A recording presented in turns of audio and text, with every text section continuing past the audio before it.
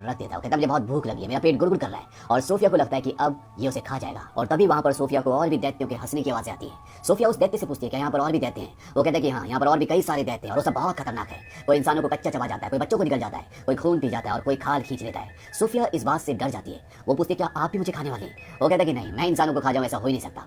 दरअसल ये एक शाकाहारी दैत्य होता है जो इंसानों को नहीं खाता, बल्कि एक खास तरह की सब्जी जिसे कक्कड़ भुजा कहा जाता है उसे खाता है, जो स्वाद में बिल्कुल भी अच्छी नहीं होती। लेकिन ये इंसानों को नहीं खाना चाहता, मांस नहीं खाना चाहता, इसीलिए वो खाकर अपनी जिंदगी का गुजारा करता है। सोफिया उससे पूछती है तुम मुझे यहाँ पर क्यों लेकर आए? वो दैत्य बताता है दरअसल तुमने मुझे देख लिया था और तुम चिल्लाकर शोर मचाकर सबको बता देती और उसके बाद इंसान मुझे पकड़ लेते और साथ ही साथ इस दैत्य देश में भी आ जाते और यहाँ पर जितने भी दैत्य हैं उन सबको मार देते। इसीलिए मुझे तुम्हें यहाँ पर लाना पड़ा और अब तुम अपनी पूरी जिंदगी यहीं पर बिताओगी।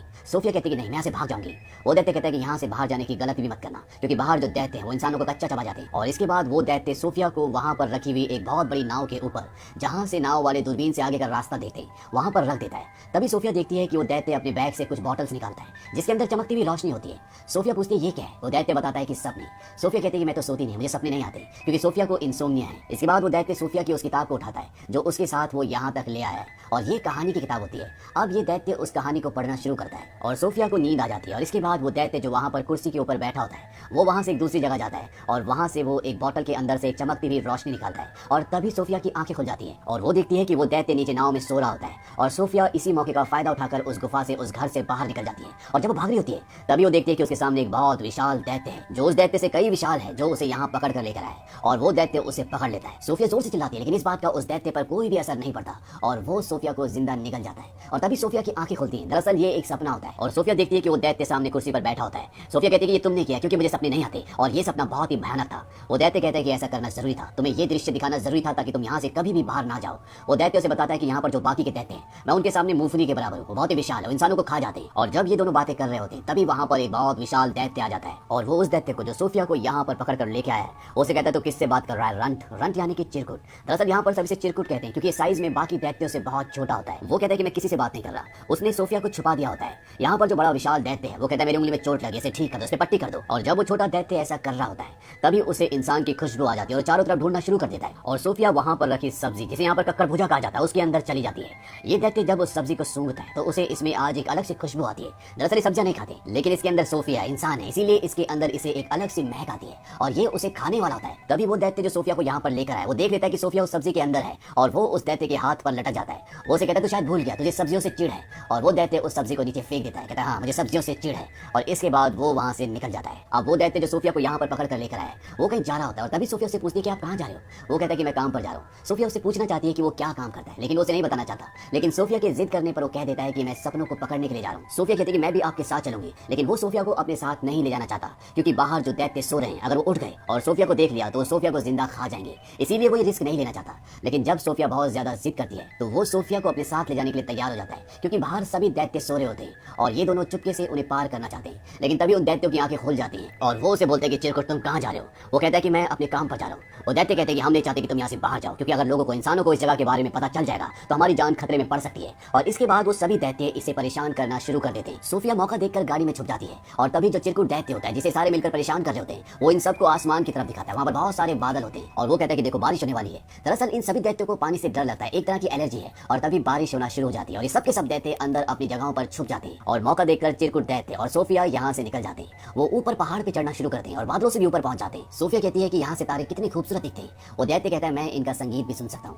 मैं इस दुनिया की हर एक आवाज को सुन सकता हूँ, चींटियों की बातें सुन सकता हूँ, पेड़ों की कहानियां सुन सकता हूँ, मेरे कान इस दुनिया में किसी भी चीज को सुन सकते हैं। सोफिया कहती है मुझे यकीन नहीं होता। वो जाइंट कहता है लेकिन ये सच है। इसके बाद वहां पर एक झील होती है और झील के अंदर एक बहुत बड़ा विशाल खूबसूरत पेड़ दिख रहा होता है और वो जाइंट, वो दैत्य उस झील के अंदर कूद जाता है और उस पानी में, झील में कूदने के बाद वो दूसरी तरफ पहुंच जाता है, मानो ये उस तरफ जाने का एक रास्ता हो। इसके बाद सोफिया भी कूदती है और वो भी उस तरफ पहुंच जाती है। ये सपनों का देश है और यहाँ पर जो पेड़ होता है उस पेड़ से ओस की बूंदों की तरह सपने टपकते हैं जिन्हें पकड़ने के लिए यहाँ पर ये दैत्य आया है। और सोफी और ये दैत्य दोनों बहुत सारे सपने पकड़ते हैं लेकिन इन पेड़ों से सिर्फ अच्छे सपने ही नहीं टपकते बल्कि गंदे यानी कि बुरे सपने भी टपकते हैं। और इसके बाद ये दोनों सपने पकड़कर वापस जाने लगते हैं और अब ये दोनों एक दूसरे को अच्छे से जान गए, एक दूसरे को पसंद करते हैं। और वो दैत्य नन्ही सोफिया को बताता है कि यहाँ पर सब मुझे रॉन्ट यानी कि चिरकुट कहते हैं, लेकिन जिंदगी के एक मोड़ पर मुझे कोई ऐसा मिला था जो मुझे कहता था बिग फ्रेंडली जाइंट यानी कि बड़े फरिश्ते जी। और सोफिया कहती है कि आज से मैं भी आपको को बिग फ्रेंडली जाइंट यानी कि BFG कहकर पुकारूंगी। अब ये सपने पकड़कर लंदन की गलियों में जाते हैं जहाँ पर बच्चे अपने घरों में सो रहे होते हैं और BFG उनकी नींद में बहुत अच्छे अच्छे सपने उन्हें देती ताकि उनकी जिंदगी में उनके सपनों में उन्हें खुशियां मिले। दरअसल BFG एक अच्छा जाइंट है, इसीलिए वो सपनों के देश से अच्छे अच्छे सपने पकड़ कर लाता है और सोते हुए लोगों के दिमाग में उन सपनों को डाल देता है ताकि कम से कम वो उन सोते हुए लोगों की जिंदगी में खुशियां डाल सके। यहाँ पर सोफिया BFG से पूछती है ये सपनों के बारे में आपको क्या आपके माँ बाप ने बताया? वो कहता है कि दैत्यों के माँ बाप नहीं होते। इसके बाद सोफिया उससे उसकी उम्र पूछती है। वो कहता है कि जितनी उम्र इस धरती की है उतनी मेरी भी है। दरअसल जब से ये धरती बनी होती है तभी से दैत्य इस धरती पर होते हैं, लेकिन ये इंसानों से छुप कर रहते हैं और अब जब इनका काम यहाँ पर खत्म हो जाता है तो ये वापस दैत्य देश जाने वाले होते हैं। तभी सोफिया बोलती है कि मेरा कंबल कहाँ है? दरअसल उसका कंबल वहीं दैत्य देश में छूट गया होता है और इस बात से BFG परेशान हो जाता है। वो कहता है कि अब तुम्हें वापस नहीं जाना चाहिए। उन दैत्य को पता चल चुका होगा कि यहाँ पर कोई इंसान भी है। BFG से बताता है कि बहुत पहले मुझे तुम्हारी तरह एक नन्हा दोस्त मिला था, उसके दिल की आवाज भी उतनी खामोश थी जितनी तुम्हारे दिल की आवाज है, और फिर उसने मुझे देख लिया और मैं उसे दैत्य देश ले गया। उसी ने मुझे पढ़ना भी सिखाया और जो लाल जैकेट तुमने पहनी है ये भी उसी नन्हे दोस्त की है। और इससे पहले कि मैं उसे वापस उसकी दुनिया में लेकर आ पाता बहुत देर हो चुकी थी और मैं नहीं चाहता कि तुम्हारे साथ भी ऐसे ही हो। और वो सोफिया को छोड़कर वहां से चला जाता है। हालांकि सोफिया उसे ऐसा करने से मना करती है लेकिन वो उसकी बात नहीं मानता। सोफिया अपने अनाथ आश्रम जाती है और वो अपनी बालकनी में जाकर खड़ी हो जाती है। वो जानती है कि BFG आसपास ही और वहां से कूद जाती है और इससे पहले कि वो जमीन पर गिरती वहां पर BFG आकर उसे पकड़ लेता है और उसे सोफिया की जिद एक बार फिर से माननी पड़ती है और वो उसे वापस जाइंट देश यानी कि दैत्यों के देश में ले आता है। यहाँ पर सभी दैत्य उसका इंतजार कर रहे होते हैं क्योंकि उन सबको पता है कि चिरकुट के पास यानी कि BFG के पास कोई इंसान है और ये दैत्य किसी भी हालत में उस इंसान को खाना चाहते हैं क्योंकि इनके पास वो ब्लैंकेट होता है जिसके अंदर सोफिया की खुशबू है। ये सभी दैत्य पूरे घर को तहस नहस कर देते हैं और जिस कंबल के अंदर सोफिया की खुशबू होती है BFG उसे जला देते हैं और इन सभी जाइंट्स को सभी दैत्यों को अपने घर से भगा देते हैं। अब जब सोफिया छुप रही होती है तभी वहां पर उसे एक तस्वीर दिखती है और ये तस्वीर होती है इंग्लैंड की महारानी की। और इस तस्वीर को देखने के बाद सोफिया के दिमाग में एक आइडिया आता है। वो BFG को बोलती है कि तुम एक बहुत ही भयानक सपना बनाओ और इस सपने में तुम महारानी को ये दिखाना कि 9 के 9 दैत्य इंग्लैंड में हैं जो बच्चों को मारकर खा जाते हैं और साथ ही साथ इस सपने में मुझे और अपने आप को भी डालना ताकि जब हम महारानी के सामने जाएं तो हमारी बात पर उन्हें यकीन हो जाए। और BFG ऐसा ही करता है। वो एक सपना बनाता है जिस सपने के अंदर वो दैत्य देश में रहने वाले सभी दैत्यों की तस्वीरें डालता है, साथ में अपने आप को और सोफिया को भी डालता है और बहुत सारे बच्चों को भी। और ऐसा सपना बनाने के बाद वो सोफिया के साथ उस जगह पर पहुंच जाता है जहां पर महारानी रहती है और ये महारानी की नींद में उस सपने को फूंक देते हैं और महारानी को वो सब कुछ दिखता है जो ये उसे दिखाना चाहते थे। और जब महारानी की नींद खुलती है तो वो बहुत ही डरी हुई होती है क्योंकि ये बहुत ही भयानक सपना होता है जिसमें दैत्य बच्चों को खा रहे होते हैं। और महारानी इस सपने के बारे में अपनी मेड को बताती है। मेड कहती है मैम लेकिन वो एक सपना था। और जब मेड अखबार देखती है तो कहती है कि बहुत अजीब बात है, कल रात को बहुत सारे बच्चे अपने घरों से गायब हो गए ठीक उसी तरह जिस तरह से आपने सपना देखा था। तभी रानी कहती है कि पर्दे हटाओ और जब वो पर्दे हटाते तो वहां पर खिड़की पर सोफिया होती है। दरअसल ये चीज भी उन्होंने रानी के सपने में डाली थी और साथ ही साथ BFG को भी डाला था। इसके बाद सोफिया BFG के बारे में बताती है और रानी से वादा लेती है कि आप उसे नुकसान नहीं पहुंचाएंगी। BFG रानी के सामने आता है और उन्हें झुककर अदब से सलाम करता है। रानी भी अपने वादे को पूरा करती है। यहाँ पर जितने भी दैत्य होते हैं उनके अंदर एक बहुत बड़ी प्रॉब्लम होती है कि वो किसी भी शब्द को अच्छे से नहीं बोल सकते, इसीलिए BFG महारानी को महारानी के बदले मरजानी कहता है। BFG इंसानों को इंसान कहता है और बाकी के भी लगभग सभी शब्दों को वो उल्टा सीधा ही बोलते हैं। यहाँ पर महारानी इन दोनों को बहुत अच्छे से ग्रीट करती है, उन्हें अंदर बुलाती है, अच्छा स्वादिष्ट खाना खिलाती है और इसके बाद ये महारानी को सारी बातें सच बताते हैं कि कैसे दैत्य देश में 9 ऐसे दैत्य हैं जो बच्चों को इंसानों को खाते हैं और महारानी इनकी मदद करने के लिए तैयार हो जाती है। वो अपनी आर्मी को इनके साथ भेजती है।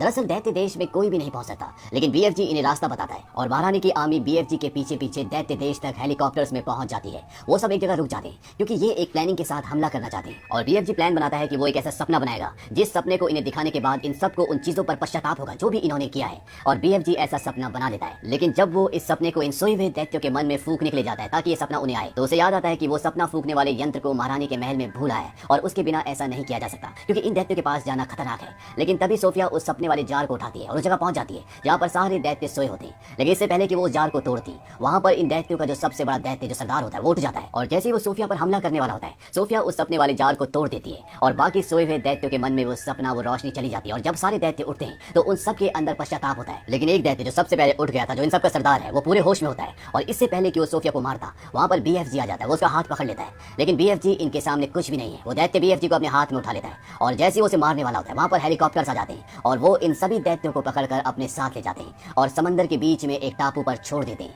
चारों तरफ पानी है, ये दैत्य पानी से डरते हैं इसीलिए ये समंदर पार नहीं कर सकते और हमेशा के लिए ये इस टापू पर फंस चुके हैं। महारानी इनके लिए यहाँ पर कक्कड़ भुजे के बीज भी फेंक देती है ताकि ये उन बीजों से यहाँ पर खेती करें और जिंदगी भर कक्कड़ भुजे खाएं।